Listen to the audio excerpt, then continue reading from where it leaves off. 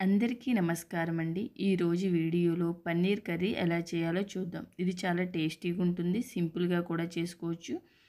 బిర్యానీ, రోటీ, రైస్లో కూడా బాగుంటుంది. తప్పకుండా ట్రై చేయండి. స్టవ్ వెలిగించుకుని ఒక కళాయి పెట్టుకుని కళాయి వేడెక్కినాక సిమ్లో పెట్టండి. ఇందులో 2 స్పూన్ల వరకు ఆయిల్ వేసుకుని చిన్న ముక్క కొబ్బరి ముక్కలు చిన్న చిన్న ముక్కలుగా కట్ చేసుకుని వేసుకుని చిన్న అల్లం ముక్క 5 వెల్లుల్లిపాయ రేకులు పొట్టి తీసినవి వేసుకుని చిన్న దాల్చిన చెక్క 4 లవంగాలు వేసుకుని ఒకసారి కలపండి. ఇందులో 5 వరకు జీడిపప్పులు, 2 స్పూన్ల ధనియాలు, 1 స్పూన్ జీలకర్ర వేసుకుని ఒకసారి కలపండి. ఇవి కొంచెం వేగినాక 2 స్పూన్ల వరకు శనగపప్పు వేసుకోండి. దీనివల్ల చిక్కదనం వస్తుంది, టేస్ట్ కూడా బాగుంటుంది. ఇవి కొంచెం వేగినాక 2 మీడియం సైజు ఉల్లిపాయలను ఇలా పొడవుగా కట్ చేసి వేసుకుని కొద్దిగా మగ్గడానికి చిటికెడు సాల్ట్ వేసుకుని ఒకసారి కలుపుకోండి. ఇవి కొంచెం మగ్గినాక 2 మీడియం సైజ్ టమాటాలు పొడవుగా కట్ చేసి వేసుకుని ఒకసారి కలుపుకుని ఈ రెండిటిని మగ్గే వరకు వేయించుకోండి. మరీ ఏమి మాడిపోని అవసరం లేదు, కొద్దిగా మగ్గితే సరిపోతుంది. ఈ విధంగా కొద్దిగా మగ్గినాక స్టవ్ ఆఫ్ చేసి చల్లారనివ్వండి. చల్లారినాక మిక్సీ గిన్నెలోకి తీసుకుని మూత పెట్టి ఒకసారి మిక్సీ వేసుకోండి.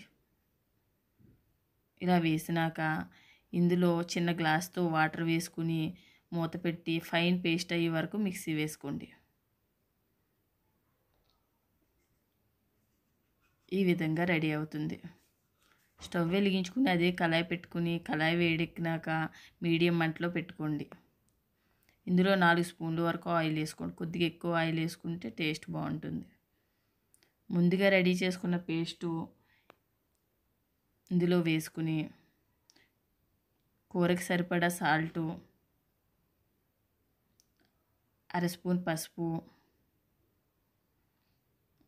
వేసుకుని ఈ పేస్ట్ని ఒక 10 నిమిషాల వరకు మధ్య మధ్యలో కలుపుతూ వేయించుకోండి.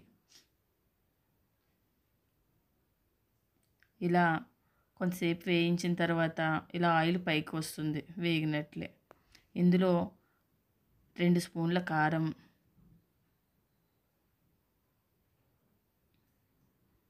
వేసి ఒకసారి కలుపుకుని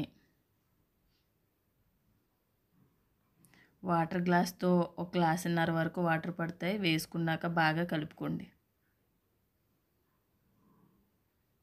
ఇప్పుడు మీడియం మంటలో మూత పెట్టి ఉడికించండి.